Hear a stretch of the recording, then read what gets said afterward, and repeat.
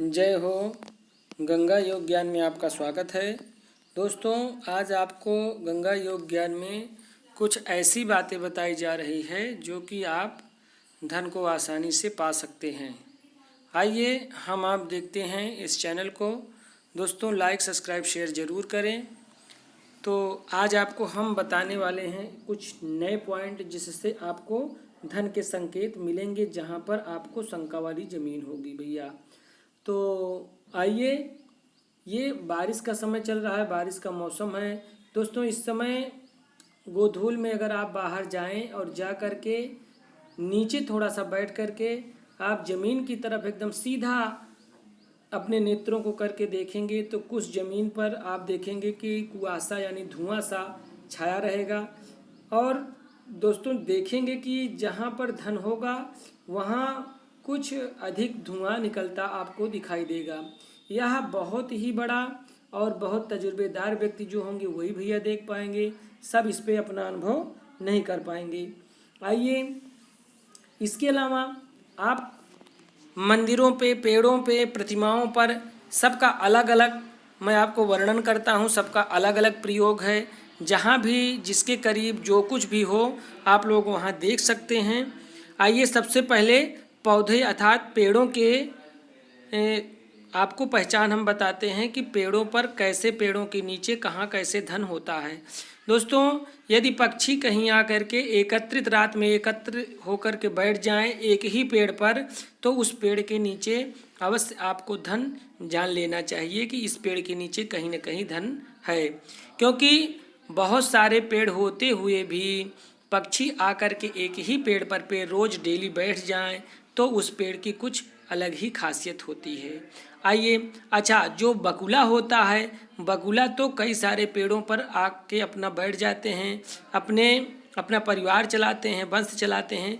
तो बगुला को छोड़ दीजिए, बगुला पक्षी के विषय में हम यह बात नहीं बता रहे हैं।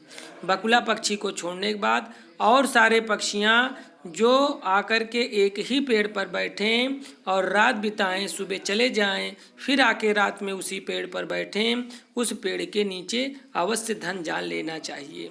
आइए, प्रतिमा, जिस प्रतिमा के मुख और आप जो देखेंगे पेट होता है, मुख और पेट के सिस्टम को आपको थोड़ा सा ध्यान रखना है। जिस प्रतिमा की मुंह छोटा और पेट बड़े हों, आपको अवश्य समझ लेना चाहिए कि इस प्रतिमा के नीचे कहीं ना कहीं धन छिपा हुआ है। यह प्रतिमाएं जो होती भैया, ये बहुत पुरानी प्रतिमाओं के विषय में हम बता रहे हैं। कोई ऐसी प्रतिमा ना जानिएगा जो अभी जल्दी में स्थापित की गई हो, इसलिए यह पुरानी प्रतिमा के विषय में आपको बताया जा रहा है। आइए, पक्षियों के विषय में आपको हम बताएं। जहाँ पर कबूतर और बाज एक ही जगह आपको दिखाई दें, मैत्री भाव से दिखाई दें, वहाँ भी धन आपको जान लेना चाहिए। सारस और बतख, ये सब जो जलीय जल में रहने वाले पक्षी हैं, वह जल में रहते हैं और ये एकत्र हो जाएं, एक जगह बैठ कर के मैत्री भाव को समर्पित करें तो वहाँ भी धन जान लेना चाहिए।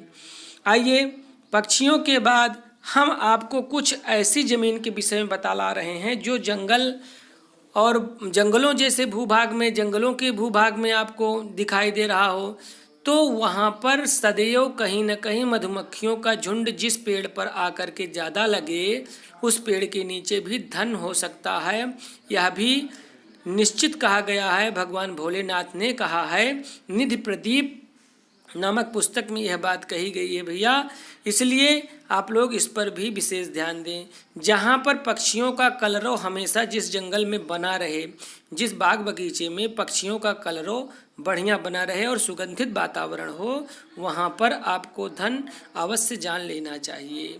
और भैया, आपको एक बहुत अच्छी और बात बतलाई जा रही है कि जहाँ पर धन होते हैं, यदि वहाँ पर दीपक जलाया जाए, कोई भी दीपक जलाया जाए, तो वह दीपक बहुत काफ़ी समय तक जलता है। अर्थात तेल अगर आप हिसाब से अपने डाल दें तो वह बहुत देरी तक आपका दीपक जलता आपको दिखाई देगा। यह भी धन पाने का या धन नीचे है इसका संकेत यह जो दीपक हैं वो भी देते हैं। अच्छा, इसके बाद भैया बहुत सारे संकेत हैं। हमने गंगा योग ज्ञान के माध्यम से बहुत सारे संकेत आपको बताए हैं, लेकिन उन संकेतों में आप कौन सा संकेत अपने ऊपर ग्रहण करते हैं, कौन सा संकेत आपके अगल बगल है, यह तो आप ही जान सकते हैं भैया। अब वर्षा ऋतु आ रही है, इसलिए वर्षा ऋतु में धन खनन का कार्य अधिक चलता है, क्योंकि आषाढ़ मास में कहा भी गया है कि आषाढ़ मास शुभ होता है धन को खनन करने के लिए। इसलिए आषाढ़ मास में अगर आप इस गंगा योग के द्वारा बताए गए 2-4 प्रयोग को अगर आप करते हैं तो अवश्य कहीं ना कहीं आपको धन प्राप्त होगा भैया, इसमें कोई दो राय नहीं है। इस चैनल को देखें, पूरा देखें, लाइक शेयर सब्सक्राइब करें भैया। अगले वीडियो में हम आपसे फिर मिलते हैं नई नई जानकारियों के साथ। तब तक के लिए जय हो।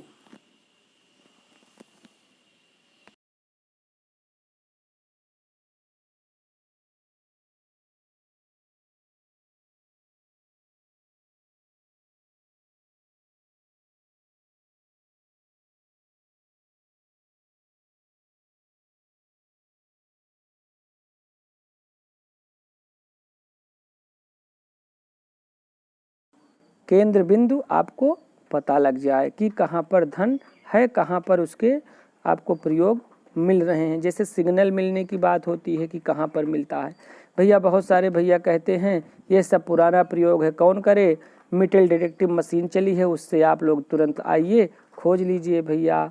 तो ये तो एक कहने की बात है, उसमें भी बहुत सारी बातें हैं। अगर वह प्रभु नहीं चाहेगा तो उससे ही नहीं, और आपको इस प्रयोग से भी कहीं धन नहीं मिलेंगे। अगर वह प्रभु चाहेगा तो मशीन से भी और इससे भी आपको धन प्राप्त होगा। हालांकि जितने हमारे प्रयोग हैं वह प्रभु के आशीर्वाद से लेकर के ही हम आपको सारे प्रयोग बताते हैं।